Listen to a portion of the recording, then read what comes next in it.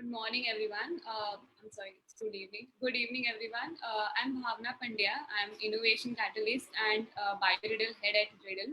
So, BioRiddle is basically a do-it-yourself biology lab, which we started 3 years back with a perspective of giving a lab to the innovators who can work on their ideas and take their ideas ahead. So, we started with that, but then since the topic is environmental sustainability in the textile industries, so I kind of relate it to very much because during my degree I worked on such problem statement and came up with a solution. So let's talk about the environmental sustainability in textile industries. So we all know that this textile industry is very huge. At present, it is $480 billion right now, and it is expected to reach $700 billion market. But then, do you know that this textile industry is creating huge pollution in the environment? So recent survey shows that there nearly 5% of landfill space is consumed by textile waste, and out of 20% of freshwater pollution is also made by textile treatment and dyeing. So let's dive deeper into this.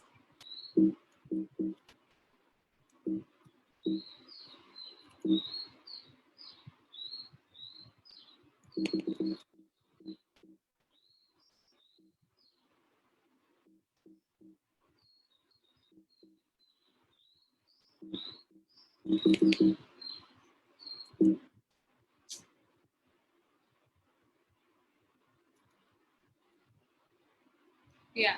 So I chose this problem statement during my degree college, where I got to know that there's a lot of water requirement in the industries, especially the silk fiber, since there is two coating of two coating of proteins onto it.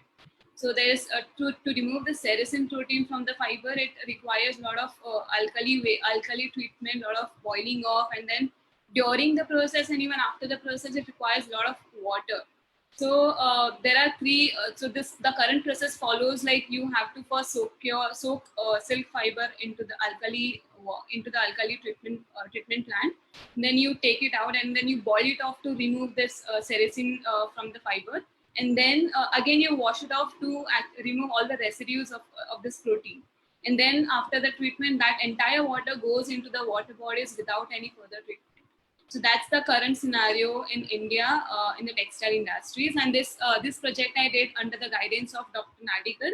So he himself spent his entire life in the textile industry, especially at the silk industry. So so I validated my problem and then I went ahead. So I've identified these problem statements and then came up with this with the approach to solve this problem. So this is my patented technology which can help the silk industry to come up to reduce this pollution and also come up with a better quality of silk fiber. So I'll just quickly play this video.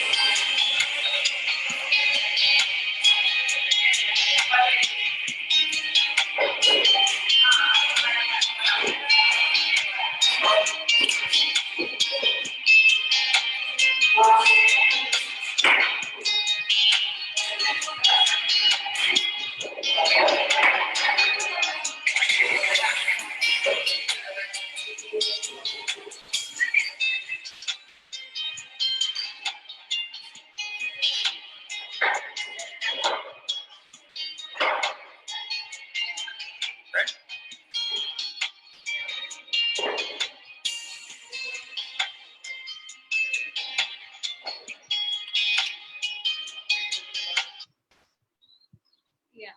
So just like you saw, it's just two-step process. You just have to dip the silk fiber into the solution, remove it, and wash it off. You don't require a lot of water. It's just one wash that you require. and then you can go ahead. And even if that doesn't leave any residues in the water, it's just removing that enzymes from the water, which doesn't cause any pollution. Also, that the solution that you saw, the yellow one, it can be reusable up to until it gets over. So there's no wastage occurring after this process.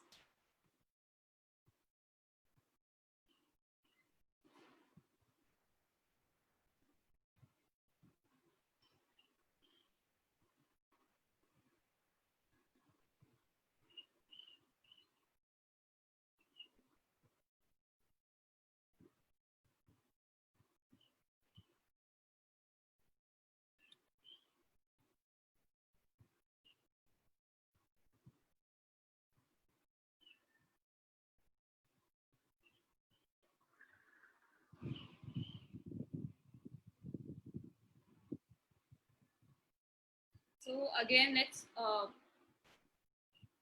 let's talk about the pollution which is created by textile industries. Here you can see there's a lot of synthetic fibers lying around. Synthetic fibers takes more than 15 years to degrade. Even if you throw one single fiber of it, it remains in the environment till 15 years. So in order to reduce such pollution, we really need to use a lot of natural fibers which are available naturally, because that takes around 5 to 10 years to degrade. But then the use of this synthetic fibers is so huge that people are just throwing it away. It goes into the landfill, it goes into the ocean, into the water bodies, and it pollutes everywhere, and it remains there, it doesn't get degraded.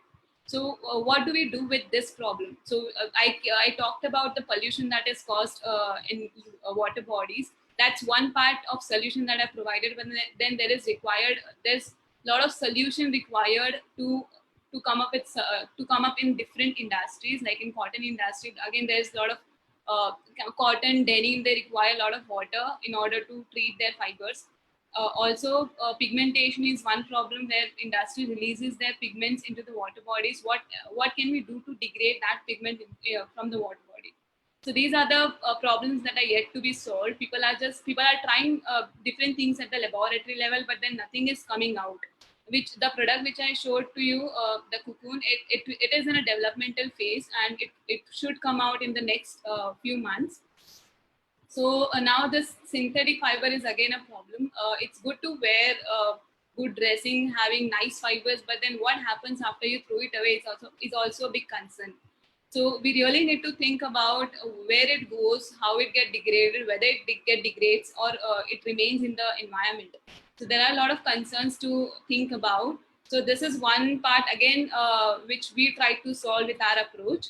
So we created some vegan leather which can be degraded very easily. It doesn't require years to get degraded. It can be just diluted into the water and it gets dissolved. So it doesn't require a lot of expertise into it. It's very easy to make. And again, there's zero use of toxic metals, no chemicals. It doesn't require slaughtering of animals to make fibers, and it's more sustainable than animal leather. Then there's the process is also very simple. It doesn't consume a lot of space. It doesn't consume any high machinery. It can be made in a single room. It just require a dark room, and then in any shape, in any size you want to grow, you just have to plate it out. So this is one example that is shown in the slide, where we have grown in a different shape, in a kidney bean shape, and then you just wash it and then you dry it.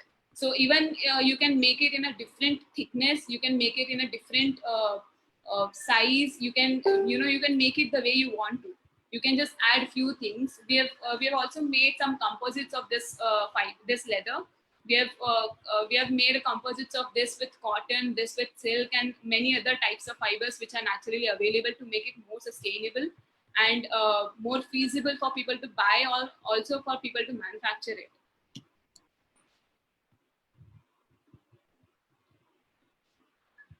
Yeah, so there's you can see there's one more structure that we have created, and the setup that is very raw. So you can imagine how easy it is to make and how sustainable it is for the textile industries to adapt and go ahead.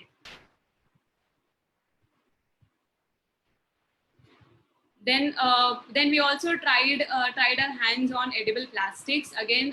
So like you make can for the textile industry. So even that can be replaced with the bioplastics. So again, the advantage is to reduction in the litter, then lower the carbon footprints and possibility of using a local resource. Here you can see different types of texture and the structure that we have created for bioplastics. And again, the process is very easy to make. You can create any texture, any pattern, any color that you want to use, and then make it in a better way. So you can even work with their stiffness. You can make it more flexible. You can make it more stiffer the way you want. So again, this is a good example to try something in the textile industry. So here you can see the beautiful pictures of these bioplastics, which again dried and then used. So like I said, you can create different structures and patterns. The right one you can see is very plasticky, and then the left one you can see is very matte. And also the below pictures are of grainy texture that you want to create. So again, we also work with polymers. So polymers are basically again some part of biomaterials, and you can use it to make accessories. You can use it to make embellishments on the fibers, on the cloths in the fashion industry. This also has its own possible advantages. So here you can see there are a lot of structures created which can be used further in any type of work. So we have trained many more students to work in the same line, to go in the same direction. So to promote these biomaterials and to make these fashion designers, early fashion designers, to adopt such technology, we started a bio fashion show at Maker Mela. So Maker Mela is an initiative by Riddle. So it happens every year, and here there are a lot of makers comes and they share about their innovations. So we introduced this bio fashion show in order to promote biomaterials. So here you can see these fashion designers, they have adapted this technology very well. They have created accessories out of it. They have created one part of their clothing with this. So again, it has advantage of coexistence of environment and fashion. You're not ruining environment just to be more fashionable. You are actually coexisting with the environment. Again, so we have used biodegradable materials. There is no harm that this will go into the environment and cause pollution. This will possibly help environment to grow and become more fertile. So again, these are the pictures of some of these fashion designers' photos. Here you can see they have made a lot of accessories with the bioplastics. They have also made leather in their silk fibers to make it into a proper garment. Then they've also introduced this into the professional suit, which can go ahead. These are some more pictures of it. So we have done 2 editions of bio fashion show, and it really went successful. And I've heard so many compliments from these fashion designers that they really took it up, and they are introducing this bio leather, bio materials at almost all the fashion events that they attend, and they present it in a very eco-friendly way. So they are very happy with this. So in this fashion show, we normally train these designers. We give them a workshop for a month, that how this technology works, what all is required to make sustainable fashion garments. And then after a month, they went on for 3 months to create a beautiful fabric, which is again composites of biomaterials, bio leather, and the natural fibers. So we allow them to use only natural fibers, which are silk and cotton for now. And then in the next edition, we will be proposing them to use entirely this biomaterials and leather instead of going with any kind of fibers. So again, this is a one step from our side to create sustainable environment, and also to make textile industries more aware about different kind of materials which they can use. We are also working on a part where we can make this more sustainable.